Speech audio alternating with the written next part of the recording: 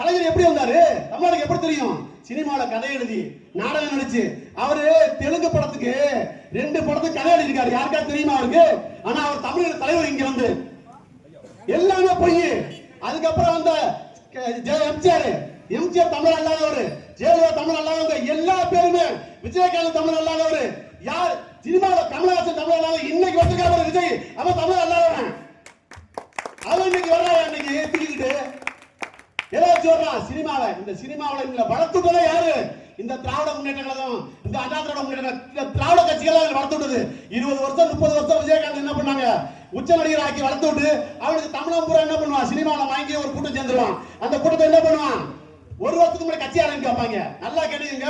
2000 அந்த விஜயகாந்த் தமிழ் அல்லாத விஜயகாந்த சினிமாவில் வளர்த்து விட்டு இந்த திமுக, இந்த அதிமுக வளர்த்து விட்டு வாய்ப்பு கொடுத்து அவனை சம்பாதிக்க வச்சு 2005ல தேர்தல் வர்றதுக்கு முன்னாடி கட்சி ஆரம்பிப்பாங்க. 1 வருஷத்துக்கு முன்னாடி 2 வருஷத்துக்கு முன்னாடி 2005ல கட்சி ஆரம்பிக்க வச்சு 2006ல சட்டமன்ற எலெக்ஷன்ல தனியா நிக்க வச்சு 8% ஓட்டு வாங்க, 8% ஓட்டு வாங்க. அந்த ஆளு அப்படியே தனியா பிடிச்சிட்டா ஓட்ட, தனியா ஓட்ட பிடிச்சி திமுக ஜெயிச்சாங்க. 2006ல செச்சனால 2006ல திமுக ஜெயிச்சாங்க ஓட்ட பிடிச்சி.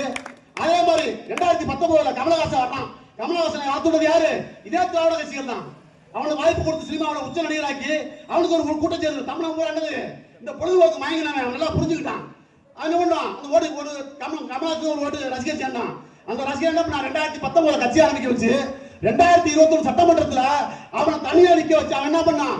டிவியை உடைச்சான், டிராக்டர் அடிச்சான், திமுக எதிராக என்ன பண்ணான்? அரசியல் பண்ண வச்சாங்க. இவன் என்ன அரசியல் பண்ணி என்ன ஆச்சு? கடைசியில 2021 என்னாச்சு? தனியா நின்னா கமலஹாசன். யார் ஜெயிச்சா? இதே திமுக ஜெயிச்சிச்சு. அதே மாதிரி இன்னைக்கு விஜய் வர வைக்கிறாங்க.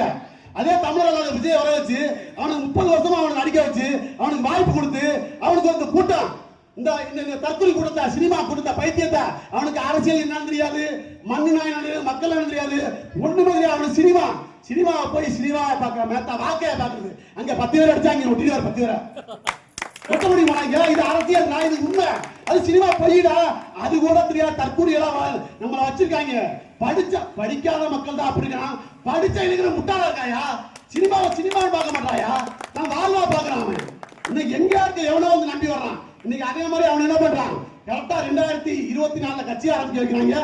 கட்சி ஆரம்பிக்க வச்சு 2024ல போட்டியிட மாட்டான். ஏன்னா அவனுக்கு திமுக சிரிக்க வைக்கணும்ல. 2026ல அதனால 24ல போட்டியிட மாட்டான். 26ல போட்டியிட வச்சு நான் அப்பவே சொன்னேன், தம்பி வந்து சொன்னேன், நீ வேணா பாரு, இந்த விஜய் வந்து தனியா தான் நிப்பான், நிக்க வைப்பாங்க. அவன் வேணா சொல்லுவான் வாங்க வாங்கன்னு, யாரும் போக மாட்டான், போக விடவும் மாட்டாங்க. அவன் தனியா தான் நிப்பான், ஓட்டை பிரிச்சு மறுபடியும் திமுக சைக்க வைப்பான். இன்னைக்கு அவன் ஓட்டு வாங்கினது காலத்துக்குள்ள அந்த ஓட்டு வராது. இப்போ திமுக எதிர்ப்பு ஓட்ட பூரா என்ன பண்றான்? தனியா கொண்டு போயிருவான் அவன் ரசிகர் வச்சு. அப்புறம் திமுக மறுபடியும் ஜெயிப்பான். அப்ப யாருக்கு வேலை செய்யறான்? அவன் திமுக வேலை செய்யறான். இது திமுக தலைமைக்கு தெரியும், உதயநிதி தெரியும், ஸ்டாலின் தெரியும், விஜய் தெரியும். இந்த பாமர மக்கள் தெரியாது, இந்த ரசிகர் தெரியாது, இல்லை இளைஞர் தெரியாது, இந்த பெண்கள் தெரியாதா? ஏமாறா போறா? தமிழ் மறுபடியும் 3வது திமுக ஜெயிக்க வைக்க போறான் இந்த சினிமா வச்சு, சினிமா நடிகர் வச்சு. எனவே இந்த மக்கள் வந்து என்ன பண்ணணும்? இந்த அரசியலை புரிஞ்சுக்கணும், இந்த அரசியலை விட்டு நோக்கணும். இங்க ஏமாற்றம், தமிழர்கள் ஏமாற்றப்பட்டு இருக்காங்க.